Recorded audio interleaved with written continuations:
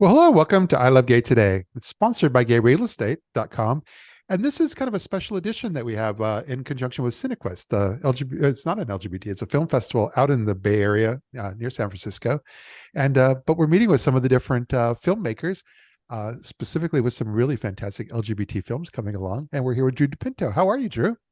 Great. Thanks so much for having me. Oh, absolutely. But you've got a lot going on. You've got this it's a short, correct, called The Last Call. Yes. Yeah. And I took some notes on it, but yeah, tell us a little bit about that. Yeah. So Last Call, it's mostly shot on black and white 16 millimeter film. Yeah. It was actually the first film that I shot in my MFA program. So I shot it when I had just moved to the Bay Area. And it focuses on, it was the fall of 2020. So it focuses on three historic queer bars in San Francisco and kind of the various plights that they face and unknown fates.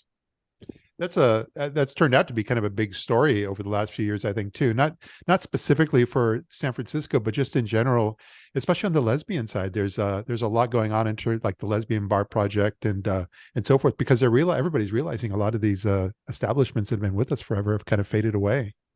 Yeah, especially, El Rio, I think, has a really strong like queer and lesbian and trans presence.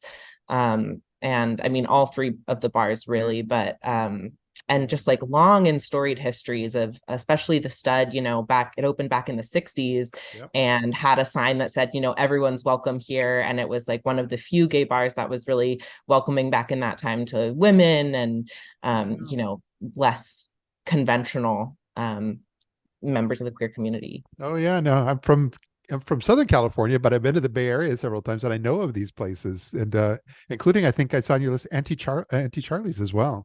Yes, Aunt Charlie's Lounge. I love that bar, and it's actually now the last queer bar in the Tenderloin district in San Francisco, Okay. which is pretty famous for being the site of the Compton's cafeteria riot in Yeah. 1966. Which I actually have another film that I'm working on about that. But yeah, it's the last queer bar in that neighborhood, which is a historically, queer and trans neighborhood. So it's a really Yeah. special place. Wow. But you got some great pedigree background as far as like with Newfest out here in New York. You've received a grant from them, and but I think between that and some of the stuff you've done at Stanford, but you've got some great things going on there.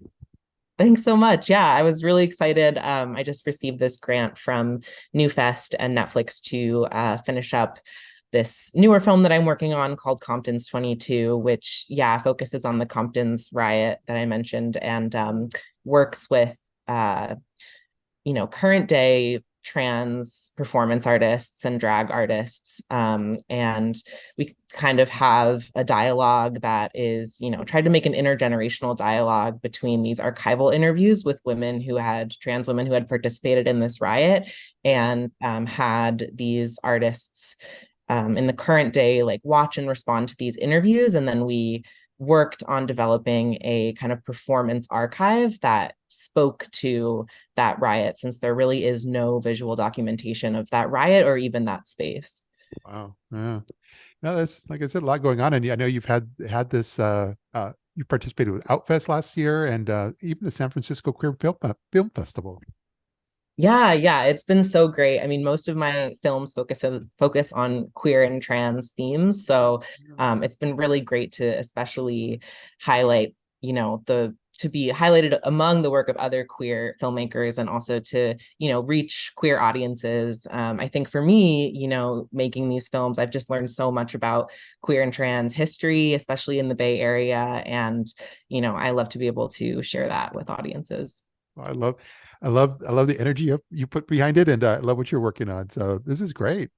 Thanks. But no, mostly, I wish I could be out there in at Cinequest this year. Unfortunately, I miss it this year, but one of these times I will. And but in the meantime, I just really appreciative that you're able to take a few moments and share a bit of your story with our audience here. Yeah, thank you so much. Well, thanks again. Take care. And it feels good, so good.